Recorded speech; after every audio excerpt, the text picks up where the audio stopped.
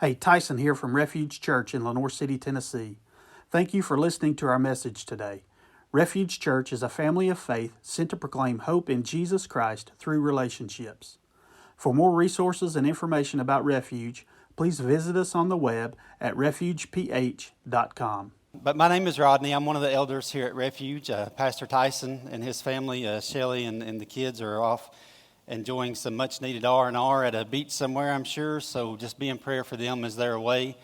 Be in prayer for their family. And we had Morgan here leading for us this morning. TC was a little under the weather, couldn't be here with us either. So just pray for him as he is out. But we'll move along. But if you're a visitor here again, we're glad that you're here.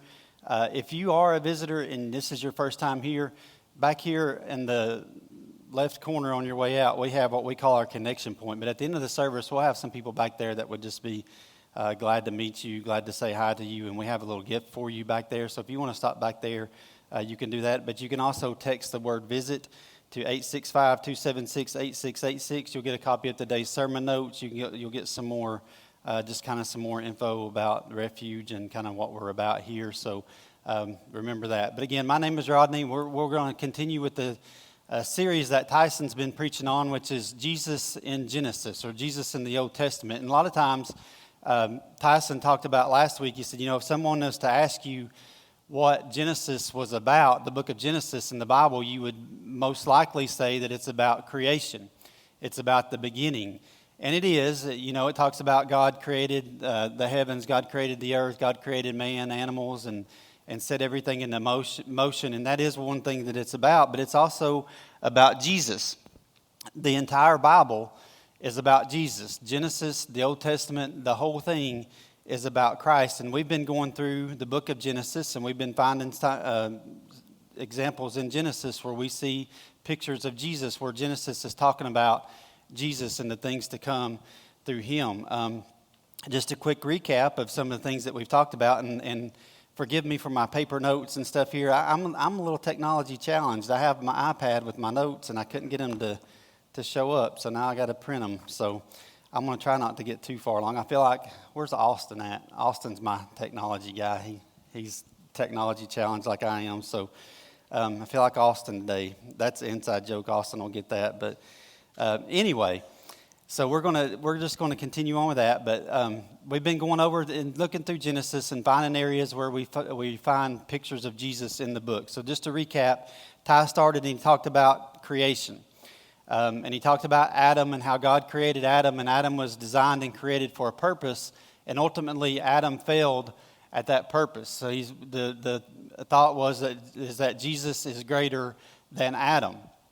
And then he went on and he talked about the fall, whenever sin first entered the world. You remember that the Adam and Eve were in the garden, and God said, you can have anything in the garden, everything here is yours, except for just do not eat of this one tree. And then Satan tempted Eve, and she took of the fruit, she ate, and then she gave some to Adam, and he ate, and then sin entered the world. And during that, whenever they ate, it says the Bible says that they immediately realized that they were naked and they were ashamed. And God made a sacrifice. God made a covering, clothes for them, sacrificed an animal, made clothes for them to cover their shame. And the thought is that Jesus is the one that takes on our shame. And that's what we saw there. And then we talked about Abraham and how God promised Abraham a son when he was older, up in his years, and Abraham was counted as righteous through his faith in Jesus. Martin preached and he talked about Melchizedek, and as Jesus is our high priest. And then we talked about Abraham and Isaac, and how God wanted Abraham to sacrifice Isaac. He promised Abraham to make him into a great nation, and then one of his sons he wanted him to sacrifice, and was Isaac. And when Abraham got Isaac up and he had him tied down to the altar, God provided the sacrifice, and Jesus was that sacrifice. And we talked about Jacob and the dream of Jacob's ladder. If you've heard that story in the Bible, it's Jacob has a dream one night, and in the dream he sees this ladder, and on the ladder are people going from heaven to earth, and that ladder is kind of like a portal, if you will, or a way to get to heaven, between heaven and earth. And then we looked in the book of John, and Jesus says that he is that ladder. Jesus is the way for us to get to heaven. And then last week, Ty talked about Judah. one of Joseph's brothers, and how Judah stepped in to take the punishment for his brother Benjamin. Judah was the sacrifice, and how Jesus takes the punishment in our place. And that's what we talked about last week. So today we're going to talk about Joseph. We're going to take a look at the life of Joseph. And Ty recapped a lot of Joseph's life last week, because it kind of goes with the story of Judah, because they're brothers. But we looked at some of that last week, but there's some of it that we missed. And Joseph was the son of Jacob, one of the sons of Jacob. We're introduced to Joseph first in Genesis chapter 37, and really to get a good picture of Joseph's life, you have to read chapters 37 through about 50. I have 46 listed here, but it actually keeps on going. But don't worry, we're not going to read all those chapters here this morning. We'd be here for a little while, but we are going to kind of hit some of the high points, and there's some things that I want to point out to you as we go through. So the story of the life of Joseph begins in Genesis chapter 37. Jacob had 11 sons and one daughter, and in chapter 37 in the book of Genesis, we first hear about Joseph. Sorry, I have to keep up on both things here. We first hear about Joseph. And as we go through and we talk about the life of Joseph, there are some things that I want to point out. And we're going to look at some of the ways that the life of Joseph was similar to the life of Jesus. But in chapter 37, when we start here, one of the first things I want to show you is how Joseph's family, how his brothers felt about him. So Genesis 37, verses 3 and 4 says, Jacob loved Joseph more than any of his other children, because Joseph had been born to him in his old age. So one day Jacob had a special gift made for Joseph, a beautiful robe. But his brothers hated Joseph because their father loved him more than the rest. They couldn't even say a kind word to him. So Joseph's brothers hated him. So we start talking about the story of Joseph, and the first thing that we see here as the Bible introduces us to him is that his brothers hated him. His brothers hated him because his father, Jacob, loved him more than he did the other children, loved him more than he did his other sons. And he says because he was born in Jacob's older age, he loved him more. But that didn't make the other brothers happy. They hated Joseph because of it. I have 3 kids, and they think that I have a favorite, and I really don't, but I like to sometimes make them think that I do. Actually, I do have a favorite now, but she's not here right now. It's my granddaughter, Lakeland. I like her way better than my other kids, but she is my favorite. But we don't have favorites most of the time, right? Sometimes if you have multiple kids, sometimes you may like one more than the other one day, depending on how they're getting on your nerves or whatever. But you don't necessarily have favorites a lot of times. But Jacob did, and his favorite was Joseph. And because of that, Joseph's brothers hated him. Now, if that wasn't bad enough that they hated him because their dad loved him more than he did them, then Joseph is going to start having some dreams. Continuing on in chapter 37, Joseph is going to start having some dreams, and that's not going to help. That's not going to make them like him anymore. So let's look at chapter 37, verses 5 through 8. It says, One night, Joseph had a dream, and he told his brothers about it. They hated him more than ever. Listen to this dream, he said. We were out in the field tying up bundles of grain. Suddenly my bundle stood up, and your bundles all gathered around and bowed before mine. His brothers responded, So you think you will be our king? You think you will be our king, do you? Do you actually think you will reign over us? And they hated him all the more because of his dreams and the way they talked about it. So he has this dream that basically says that his brothers are going to bow down to him one day. And he tells them about it, and now they hate him even more. So Joseph even goes on to have another dream that says that his parents, that Jacob and his mother, are going to bow down to him also. Just kind of thinking about my family again. When I grew up, I had a brother and 2 sisters, and my parents did have a favorite, didn't they, Donna? It was our younger sister, Carrie. She's the youngest. She was our parents' favorite, no doubt. But I didn't hate Carrie because of it, but I will say that if she came to me and said that, hey, you're going to bow down before me one day, I would have to, not going to do it. So just imagine how Joseph's brothers felt as he comes and he says, hey, you're going to bow down before me one day. So again, and again, I can't say this enough because we'll see this here in just a minute, but they hated him already because his dad loved him more than them. And then he starts having this dream. And I'm thinking maybe he kind of rubbed it in a little bit, because it says they hated him all the more because of his dreams and the way he talked about them. So it kind of tells me that maybe he said, hey, he kept reminding them of that dream. Hey, remember, you're going to be bowing down to me. Remember, you're going to be bowing down to me. They're like, no. So they hated him. They hated him. But interestingly enough, did you know that Jesus' brothers hated him also? Did you know that Jesus' brothers didn't believe in him? At least at the start, his brothers hated him. Let's look at John chapter 7. It says, after this, Jesus traveled to Galilee. He wanted to stay out of Judea, where the Jewish leaders were plotting his death. But soon it would be time for the Jewish festival of shelters. And Jesus' brothers said to him, leave here and go to Judea, where your followers can see your miracles. You can't become famous if you hide here like this. If you can do such wonderful things, show yourself to the world. For even his brothers didn't believe in him.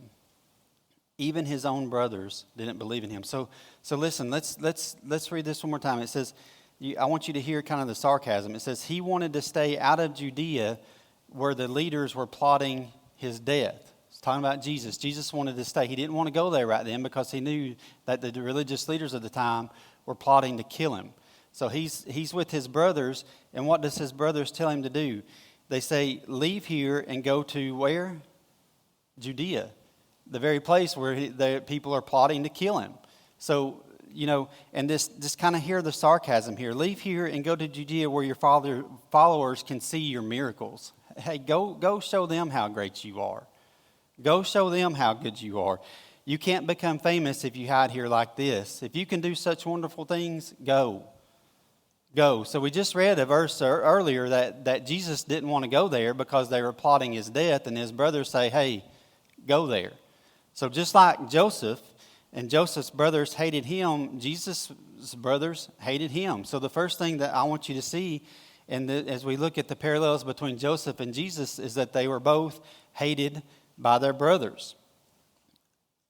They were both hated by their brothers. So Joseph's brothers hated him, okay, and they wanted to kill him. So if you read on in chapter 37, I'm going to kind of summarize just to kind of move ahead a little bit, but if you read on in chapter 37, his brothers wanted to kill him. So what happens is one day Jacob comes to Joseph and he says, hey, all your brothers are out here in the field and they're watching over the flock, over the sheep and the herd.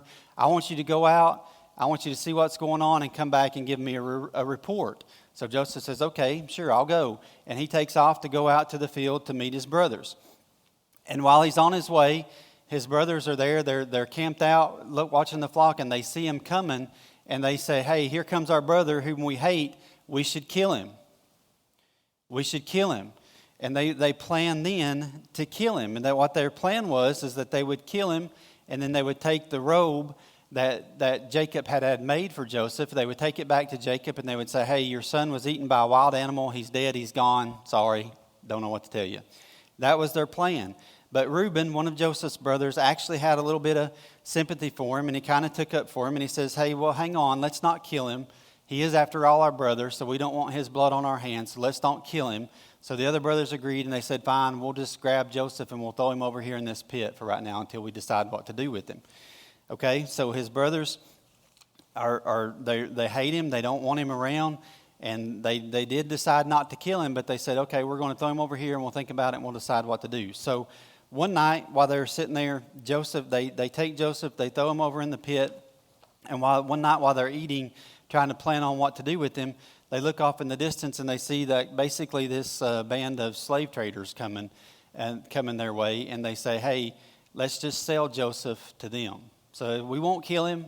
We don't want his blood on our hands, but we will sell him.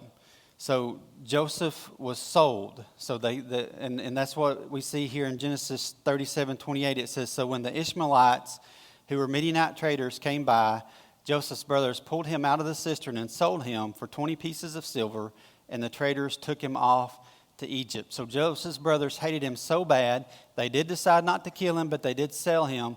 basically sold him into slavery, and he's gone. So Joseph is gone, sold for some silver. So does that sound familiar? Another parallel between Joseph and Jesus? Let's look at Matthew chapter 26, verses 14 through 16. It says, Then Judas Iscariot, one of the 12 disciples, went to the leading priests, and he asked, How much will you pay me to betray Jesus to you? And they gave him 30 pieces of silver.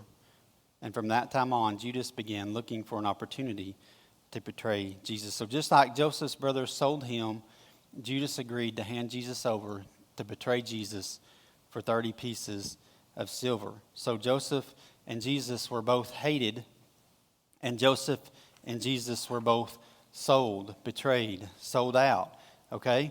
So let's jump ahead here to Genesis chapter 39. We're going to skip to chapter 38. We're going to go up to 39. There's a couple of things I want you to see here. So Joseph was sold into slavery.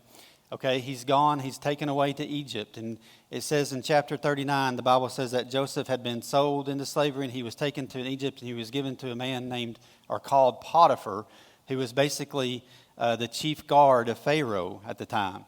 And that's the person that Joseph ended up living in his house. And just kind of, just a quick summary, but when Joseph got there, it says that the God was with him, and he prospered and succeeded in everything that he did. Okay, in Genesis 39, verses 2 through 4, it says, The Lord was with Joseph, so he succeeded in everything he did, and he served in the home of his Egyptian master. Potiphar noticed this and realized that the Lord was with Joseph, giving him success in everything. This pleased Potiphar, so he soon made Joseph his personal attendant. He put him in charge of the entire household and everything that he owned. So Joseph had great success. God had caused Joseph in everything that he would do and everything that he would touch to be successful. And he's even though he's there against his will, he's in a strange country, it's not too bad for him. He's made second in command at Potiphar's house. So it's not too bad. He's enjoying a little bit of his success, but here's where the trouble comes. The Bible says in Genesis 39, verse 6, that Joseph was handsome in form and appearance. And this causes problems. This ended up causing problems for Joseph because Potiphar's wife noticed him and liked what she saw. And on multiple occasions, she tried to get with him, tried to get him to come in with her, and he refused every time. He always refused, but on the last time, she caught up with him when there was nobody around. She caught up with him, and Joseph went to run away, and as he ran away, part of his clothes tore, and it says that that part of his garment was left in her hand. His garment tore and remained in her hand. So what did she do? What does she do there? So if you look at 39 verses 16 through 19, it says she kept the cloak with her until her husband came home, and then she told him her story, that the Hebrew slave you brought into our house tried to come in and fool around with me, but when I screamed, he ran outside, leaving his cloak with me. Potiphar became furious when he heard his wife's story about Joseph and how Joseph had treated her. She made up a story and told Potiphar. Potiphar became mad, and he threw Joseph back into prison. So now, through no real fault of his own, Joseph's success is over, and he's back in prison. He's back in prison. But what I want to point out here is that Joseph resisted the temptation. Joseph resisted the temptation. I skipped over a lot of the verses ahead of there, but it actually says that she tried to get with him several times, day after day, but he refused. He would not listen to her. So why did Joseph refuse the temptation? Why did he refuse? Why did he not listen? And we see the answer to that in Genesis 39 in verses 8 and 9. It says, But Joseph refused. Look, he told her, my master trusts me with everything in his household. No one here has more authority than I do. He has held back nothing from me except you, because you are his wife. How could I do such a wicked thing? It would be a great sin against God. So why would Joseph not give in to that temptation? Why would he not listen? He knew it would be a sin against God. So Joseph refused that temptation. Here's something else that he has in common with Jesus. Let's look at Matthew chapter 4. Matthew chapter 4 talks about how Satan, how Jesus, you may remember this in your Bible, we call it Jesus tempted in the wilderness, or Jesus was tempted. But Satan is tempting Jesus. In Matthew chapter 4, it says, Then Jesus was led by the Spirit into the wilderness to be tempted by the devil. For 40 days and 40 nights he fasted and became very hungry. During that time the devil came to him and said, "If you are the Son of God, tell these stones to become loaves of bread." But Jesus said, "No, the scriptures say people do not live by bread alone, but by every word that comes from the mouth of God." And then the devil took him to the holy city, Jerusalem, to the highest point in the temple and said, "If you are the Son of God, jump off. For the scriptures say he will order his angels to protect you, and they will hold you up so their hands so you won't even hurt your foot on a stone." Jesus responded, "The scriptures also say you must not test the Lord your God." Next the devil took him to the peak of the highest mountain and showed him all the kingdoms of the world and said, "I will give it all to you if you will kneel down and worship me."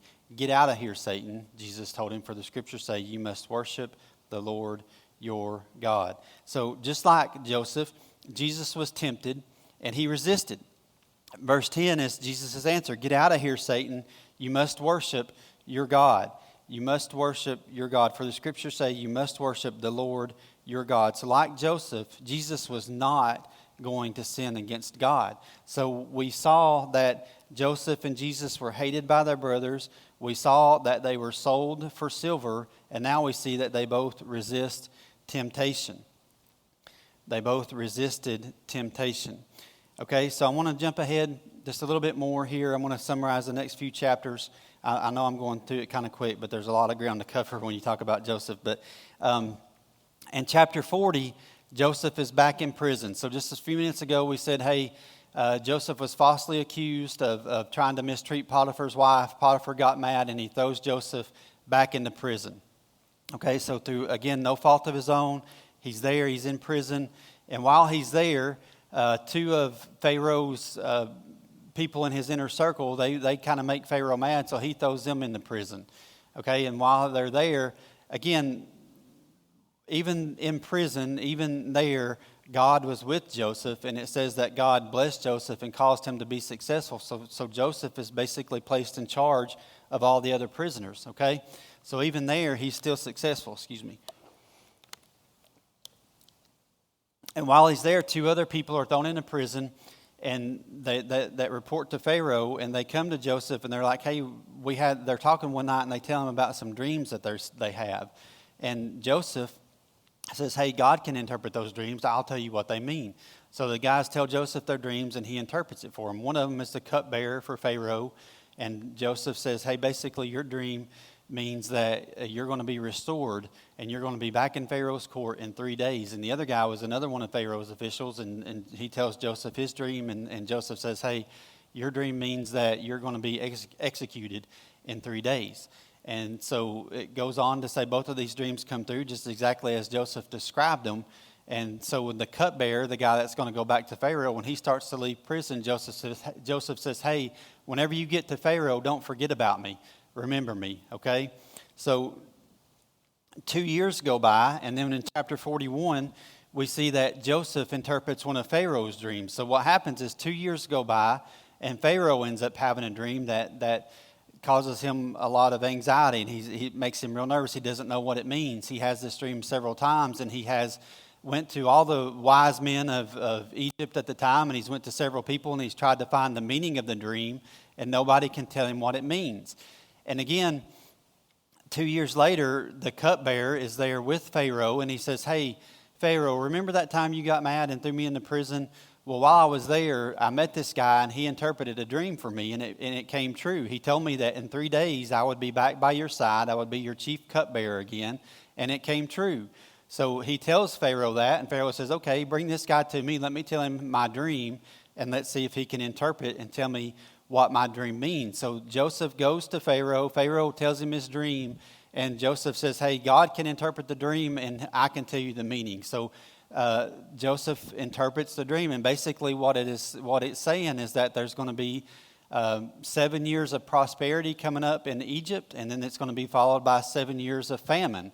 So Joseph's saying, hey, God's warning you then. He's telling you early so that during the years of prosperity you can store up grain, store up stuff, so that during the years of famine we'll have a reserve that we can pull from. And Pharaoh says, hey, this is the wisest man that I've ever met. I'm going to make him second in charge in Egypt. So now Joseph is second in charge, and the only one person higher in Egypt is Joseph. I'm sorry, is Pharaoh. The only Pharaoh is higher in Egypt than Joseph. So that's chapter 41. In chapter 42, Joseph's brothers, remember the ones that hated him, that sold him into slavery, they're back in their country, and this famine has started. Remember, there's going to be 7 years of prosperity, and there's going to be 7 years of famine. So the famine part has started. The prosperity time has went by. The famine part has started, and we're about 2 years into it now. And Joseph's brothers go. They don't have food, and Jacob comes to him and he says, "Hey, why are you guys sitting around here not doing anything? There's grain for sale in Egypt. Go there and buy some." So Joseph's brothers head to Egypt, and they go to buy food. Now, you also have to remember that Joseph was made second in charge over Egypt, and Pharaoh basically put him in charge of the whole easy for you to say, distribution piece of the storehouse stuff, right? So when his brothers get there, Joseph sees them, and it says that he weeps and he's greatly troubled. So he sees his brothers here in chapter 42. And his brothers, he meets with his brothers. He doesn't tell them who he is. It's been years since they've seen him, so they don't recognize him. I think he hides his face too, so they don't know it's him. He knows it's them, but they don't know that it's Joseph. And he talks to his brothers, and he's trying to find out a little bit of information about his family. And his brothers tell him, he says, "Is this all of you? Is this all your family?" And they say, "No, our father's still back in our country, and our youngest brother is back." Well, Joseph was when he was sold, he was the youngest brother, so he thinks they're lying to him. So he says, "No, y'all are liars. Get out of here." I'm not. And basically, he ends up saying, "You go and you get your youngest brother, and you bring him back here. And if your story pans out, then you can have food. If not, sorry, you can't have any food." So that's chapter 41. Chapter 42. Chapter 43, his brothers go back to Jacob, and they say, "Hey, we went to Egypt to buy food. They wouldn't let us have any unless Benjamin comes with us." And Jacob says, "No, not going to do it." So they plead with Jacob, and they end up letting him take Benjamin to Egypt, and they go again to get food, and they meet Joseph again there, and Joseph meets Benjamin, and it talks about they have this big feast, and Joseph's happy. Still hasn't told them who they are, but they get their food. And then in 44, Joseph, they're sending the brothers back to their land. They've gotten their grain. They're sending them back, and Joseph says, he tells his guards to put one of his silver cups into Benjamin's bag. And so that after the brothers all left, they're on their way back, and Joseph's guard chases them down, and he says, "Hey, one of you guys is a thief. One of you guys has stolen from your master, the one who gave you grain, who gave you food, and you stole from him." And basically the punishment was whoever bag they found the silver cup in was going to have to remain in Egypt as Joseph's slave, and that was going to be Benjamin, because that's the bag that they put him in. And this is what Ty talked about last week. Judah steps in, Joseph's other brother Judah steps in and says, "Hey, my father would be devastated if Benjamin doesn't make it back. Take me in his place." And that was what Ty talked about last week, about Judah offering himself as a sacrifice. But that's chapter 44. And in chapter 45 in Genesis, Joseph reveals himself to his brothers and tells them his identities. I want to read this real quick. Read with me, if you will, in Genesis chapter 45, verses 1 through 8. It says, "Joseph could stand it no longer. There were many people in the room, and he said to his attendants, 'All of you out.' So he was alone with his brothers, and he told them who he was. And then he broke down and wept, and he wept so loudly the Egyptians could hear him, and word of it carried to Pharaoh's palace. 'I am Joseph,' he said to his brothers. 'Is my father still alive?' But his brothers were speechless, and they were stunned to realize that Joseph was standing in front of them. 'Please come closer,' he said to them. So they came closer, and he said to them again, 'I am Joseph, your brother, whom you sold into slavery in Egypt. But don't be upset, and don't be angry at yourselves for selling me into this place, because it was God who sent me here ahead of you to preserve your lives. This famine has ravaged the land for 2 years, and it will last for 5 more. There will be neither plowing nor harvesting. God sent me ahead of you to keep you and your families alive and to preserve many survivors. So it was God who sent me here, not you. And he is the one who made me the advisor to Pharaoh, the manager of his entire palace and the governor of all Egypt.'" So Joseph knew that God sent him to Egypt. So in chapter 45, Joseph finally he's seen his brothers several times. They've eaten together and stuff, and he finally reveals himself to his brothers. It says his brothers were stunned. They couldn't believe that it was him there in front of him. But Joseph says, and I guess they expected him to be mad at him. I would be, but Joseph was not. He said, no, look, it was God who sent me here. Joseph knew God had sent him. Joseph knew that God had given him a mission. He says it 3 times in verses 5 through 8. He says, it was God who sent me here. Verse 7, God sent me ahead. Verse 8, it was God who sent me here, not you. Joseph knew that God had given him a mission to deliver his family. He says that here. It was in verse 7, it was God who sent me here ahead of you to keep you and your families alive and to preserve many survivors. Joseph knew that God had given him a mission. So what about Jesus? If we're talking about the parallels between Joseph and Jesus, what about Jesus? Joseph knew God had a plan for him. So let's see what Jesus has to say. Let's look at John chapter 6, verses 35 through 39. It says, Jesus replied, I am the bread of life. Whoever comes to me will never be hungry again. Whoever believes in me will never be thirsty. But you haven't believed in me, even though you have seen me. However, those the Father have given me will come down, and I will never reject them. Verse 38, for I have come down from heaven to do the will of God who sent me, not to do my own will. Jesus knew God sent him. He knew he was about doing the will of the Father. He knew that he was sent for a purpose. Just like Joseph was sent to Egypt by God, he was taken to Egypt. It was God who arranged it all, but he was taken there for a purpose. Jesus was sent by God for a purpose. So what is that purpose? Well, John 3:16. For this is how God loved the world. He gave his one and only Son, that whoever believed in him, everyone who believes in him will not perish, but have eternal life. Just as Joseph was sent ahead to make preparations that would one day save his family, Jesus was sent to make preparations, if you will, to save God's family, to save God's children. On a much bigger scale, he was sent for the same job that Joseph was. He was sent there as a savior, to provide salvation. Joseph was sent to preserve his family. Jesus was sent to save the children of God. So Jesus and Joseph were both hated. They were both sold. They were both tempted, but resisted, and they both brought salvation. So that's just some of the similarities between them. So as I begin to close, and Morgan, if y'all want to come on up as the band comes up, I just want to close this way this morning, okay? So just a couple more minutes, if you'll just hang in there with me. But a lot goes on in Genesis 37 through 45, what we talked about and stuff. And I would encourage you to go back and read that. I had to skip over, just for time's sake, I skipped over a bunch of stuff. But there's a lot of stuff that goes on. And then on up in the chapter 50, what ends up happening is Joseph reveals himself to his brothers, okay?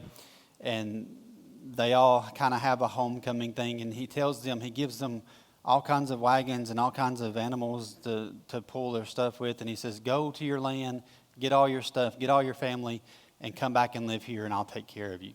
So that's what Joseph told to his brothers. So his brothers go back, and they go back and they get Jacob, and they say, hey, Father, you're not going to believe it. You're not going to believe it. The son, the one that was your favorite, he's alive. We found him. He's in Egypt, and he wants us to come there. So long story short, Jacob ends up moving with his family to Egypt, and that's where they're at, and that's where they are when it's time for Jacob to pass, when it's time for Jacob to die.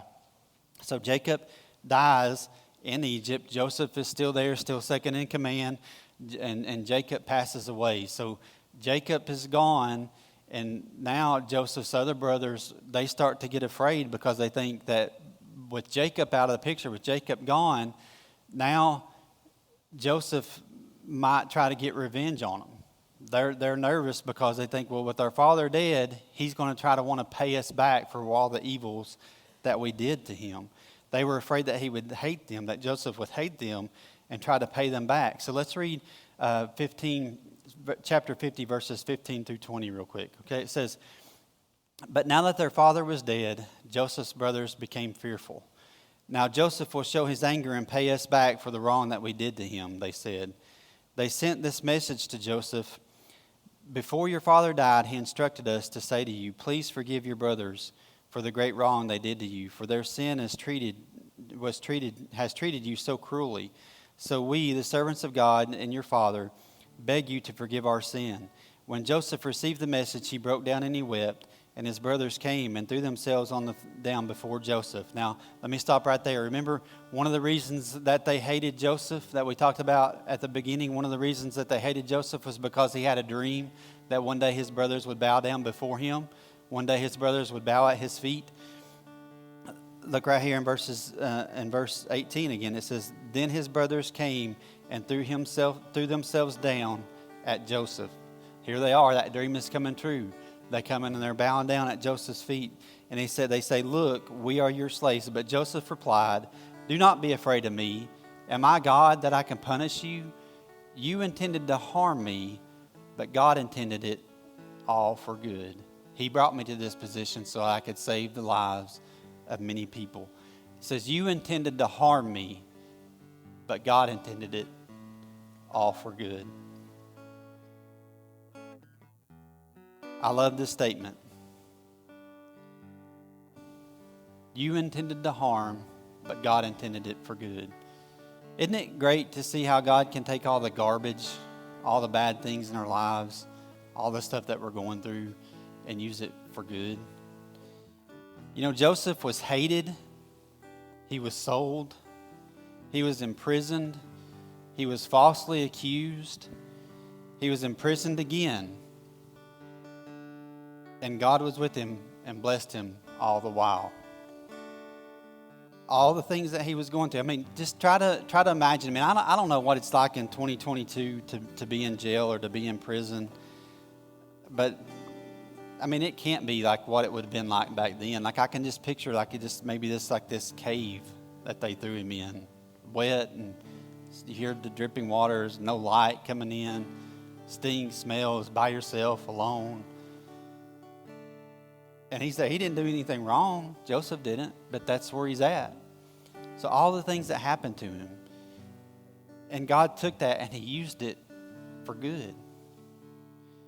Jesus came and he was hated. His brothers mocked and ridiculed him, we saw earlier.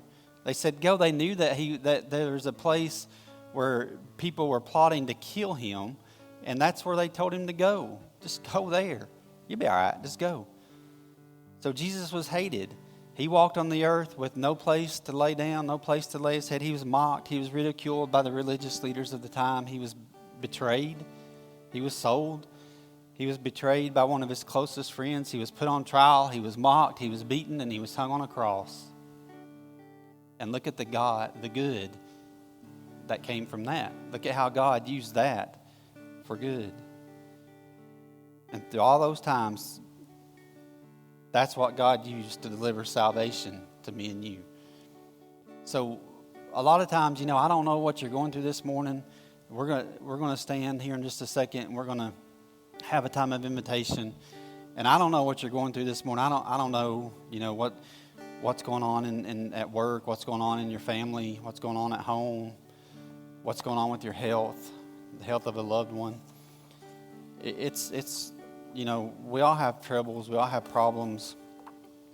But listen, we saw in two examples this morning, in the life of Joseph and the life of Jesus, how they have hardships, they're hated, they have all these things that go on. And through the circumstances of their life, God still uses it all for good. So that's just my encouragement for you this morning, is that I don't know what you're going through. I don't know what's going on. But I do know this. I do know that, listen, we like to pretend that we're okay.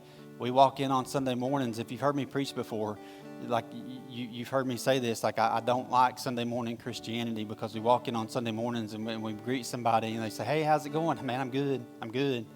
And we lie to one another. We do, because we can't let somebody know that we have problems, because what are they going to think about us? Are they going to think, listen, we know we have problems. We know that everybody here has problems. Let's don't pretend. Let's don't hide it. Let's just pray about it. Let's see how God can use it for good.